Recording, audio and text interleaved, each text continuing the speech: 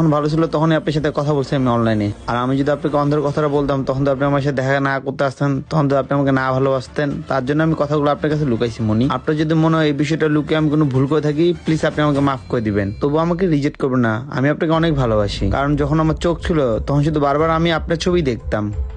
চুপ থাক অন্ধ। তুই কি ভাবছিস তুই আমাকে কিছু মিষ্টি মিষ্টি কথা বলবি আর আমি গলে যাব? আচ্ছা তুই যে অন্ধ, তুই আমাকে এই কথাটা আগে বললি না কেন?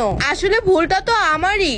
তুই যে অন্ধ এটা যদি আমি আগে জানতাম তাহলে তোর সাথে আমি জীবনে দেখা করতে আসতাম না, বুঝতে পারছিস? আরে মিস মনি, আপনি এভাবে কেন কথা বলতেছেন? আপনি তো আমাকে বলছিলেন আমি যদি কালো হয়ে থাকি তারপর আপনি আমাকে বিয়ে করবেন। আপনি এটাও বলছিলেন আমার লাইফে বড় ধরনের কোনো ক্ষতি হলে আপনি আমাকে কখনো ছেড়ে চলে যাবেন না। আর আজকে আমি অন্ধ দেখে আপনি আমাকে রিজেক্ট করতেছেন।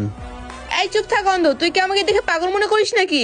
তোর মতো একটা অন্ধকে বিয়ে করে আমার লাইফটা আমি পুরো বরবাদ করে ফেলি, আমার ফিউচারটা পুরো অন্ধকার করে ফেলি? তুই কি এড়াই চাচ্ছিস নাকি? অন্ধর করে অন্ধ কোথাকার। আরে মনি, তুই এটা কি বলতেছিস? মানুষের জীবনে দুর্ঘটনা হতেই পারে।